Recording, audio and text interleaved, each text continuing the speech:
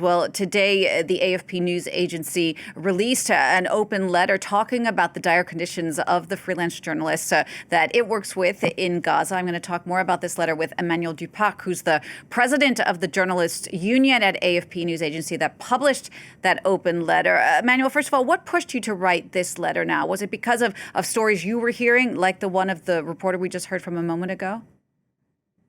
Well, of course, the situation has been terrible for many people, and including journalists, over the last months in Gaza. But over the last days, we had very, very alarming messages on the physical condition of our reporters.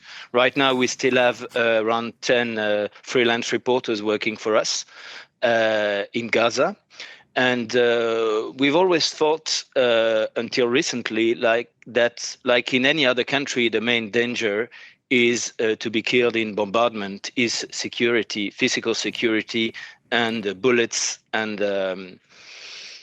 all kind of normal strikes in war. But now we see, and for once there's another danger, and maybe for the first time, we really have reporters who might, if nothing is done in emergency, who might die from hunger, which is something we've never seen before. AFP has been covering all kind of conflict all over the world for more than 80 years, and we've had people killed, we've had people wounded, we've had people made prisoners, but from our record, never had we had journalists dying from or risking to die from hunger. So given that, Emmanuel, I mean, what is being done to help these journalists, or what needs to be done to help them? Well, the situation is very, very difficult because international press and most of international observers have been banned from entering Gaza for the last 2 years, for almost 2 years, and now they're just surviving with money that can, friends or family can send them, but for the rest, everything is blocked, and even the food distribution now is something which is becoming dangerous because we've seen shootings and incidents there. So it's it's a terrible situation because everything seems to be blocked, and they're just more and more hungry every day. They don't have food left, or even if they have money, it's so expensive. Even 1 kilo of tomato can be several euros. It's becoming crazy. If people can send them money, then you have few money exchange systems, local systems left, but you have a commission of 40 or 50%.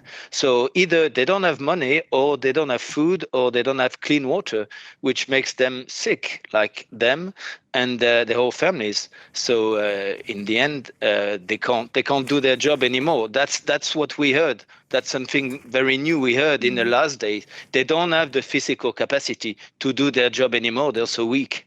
Indeed. And in the meantime, the French foreign minister is urging Israel to let foreign journalists into Gaza to try and give some reprieve to these local reporters. Do you have any hope that this will indeed happen and that foreign journalists will be able to get in to report and do their jobs? Well, we need to have hope because we cannot accept that. We cannot accept that people would die just because they're doing their job, or just because they are blocked in an area where they don't have assistance and they can't do their job.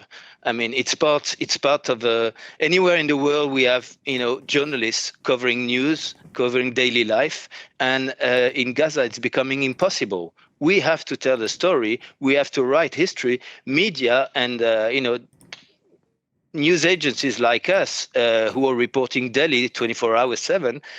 We are writing history with our reports, and we need to do that in Gaza like anywhere else.